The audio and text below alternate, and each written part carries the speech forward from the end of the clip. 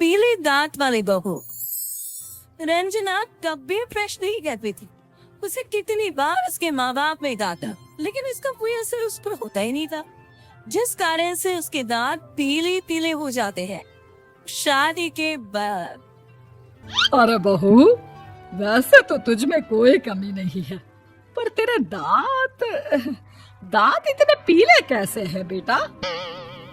कैसे मतलब? कुछ सर्जरी थोड़ी ना कराई है। वो तो क्या नाम, मैं ब्रश नहीं करती थी तो पीले हो गए। अब क्या करूं? आप कहे तो लाल करवा लूं या फिर काले? यार ये क्या है, क्यों माँ से लड़ रही हो? लड़ रही हूँ?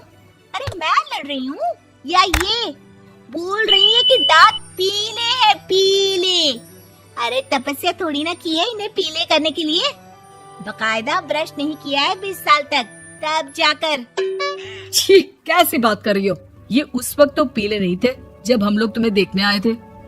अरे तब साफ करवा लिया होगा डेंटिस्ट के पास जाकर। अब देखो कैसे पीले पीले लग रहे हैं। रंजना सास की तरफ गुस्से से देखती है। फिर शुरू हो गई पीले पीले पीले।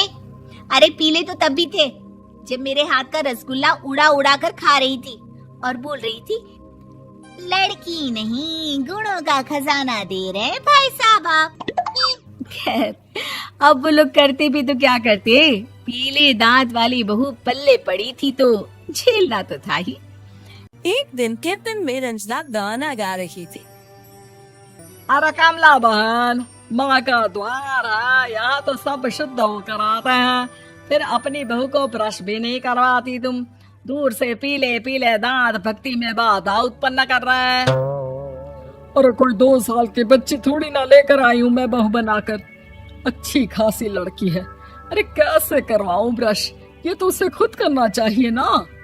अब माँ बाप तो इसके जैसे तैसे निपटा दिए, ये नहीं सोचा कि सास कैसे संभालेगी। सास बहू को लेकर घर आ जाती है, लेकिन सोच लेती है कि आप इसे लेकर कहीं नहीं जाएगी। अगले रोज बहू कहती है, अरे क्या हो गया, मंदिर नहीं जाना क्या? कीर्तन का वक्त हो रहा है। मेरी मधुर वाणी से कान्हा जी जागते हैं और सोते हैं।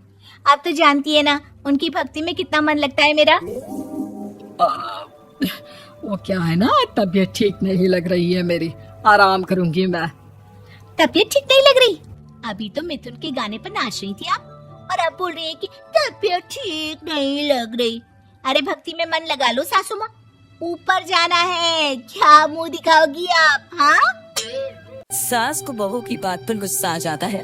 मैं क्या मुंह दिखाऊंगी, इसकी चिंता तो ना कर, समझी?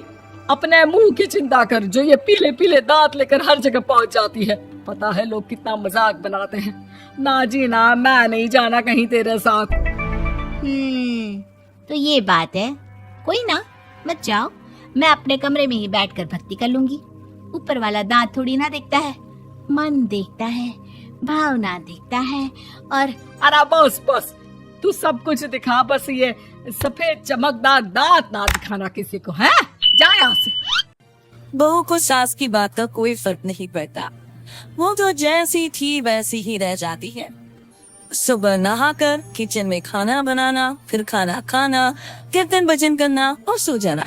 एक दिन, माँ जी मैं सहेली के घर जा रही हूँ, शाम को लेट आऊंगी। हाँ हाँ, तो जाना, मैंने कौन सा तेरी आरती करनी है घर पर बैठकर।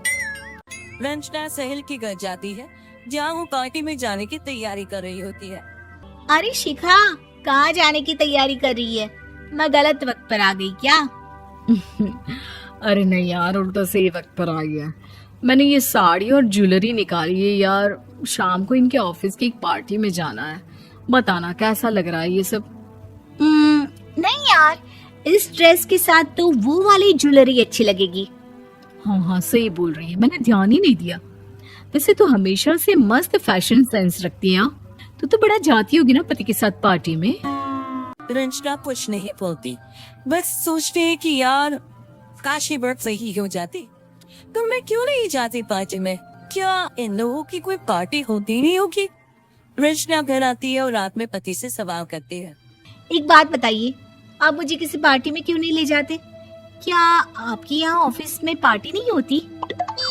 पति बेचारा क्या कहता कि दांत पीले हैं तुम्हारे इसलिए।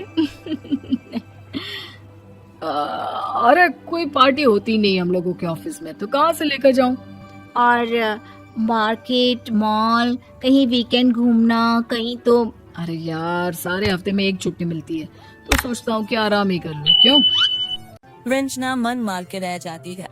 पहले कभी सास के साथ मंदिर जाया करती थी, लेकिन वो भी सास ने ले जाना बंद कर दिया। घर बैठी बैठी रंजना बोर हो जाती है। तभी उसे आइडिया आता है और वो बाइक की जाने का सोचती है। सासू माँ, 2 दिनों के लिए मम्मी के घर जा रही हूँ। अच्छा ठीक है, आराम से जा। और हाँ, माँ से कुछ अच्छी आदत सीख कर आना कि कैसे शरीर के हर भाग की तरह दांतों की सफाई भी जरूरी होती है, समझी? शुरू हो गई ना आप। वो लोग आपकी तरह नहीं है कि छोटी छोटी बात का बतंगड़ बना दे। उन लोगों के लिए मैं मायने रखती हूँ, ना कि मेरे पीले पीले दांत।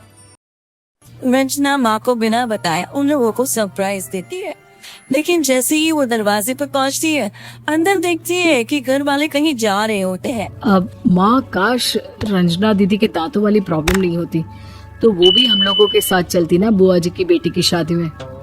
हाँ बेटा, लेकिन अब उसे कौन समझाए कि उसको उसके पीले दांत नहीं दिखते, लेकिन उसके आसपास के लोगों को कितना एम्बैरेसिंग फील कराते हैं।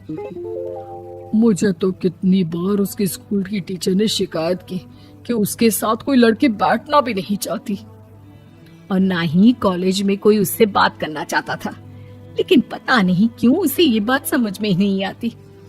कोई कमी नहीं है उस लड़की में, बस यही कि दांत पीले हैं।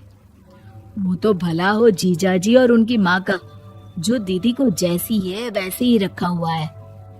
रंजना को अपने घर वालों की बात सुनकर बहुत दुख होता है। वो सोचती है कि वो क्या करे, लेकिन फिर वो सीधा डेंटिस्ट के पास जाती है, अपने दांत चमकाती है और कसम खाती है कि वो रोज ब्रश करेगी। अरे क्या हो गया?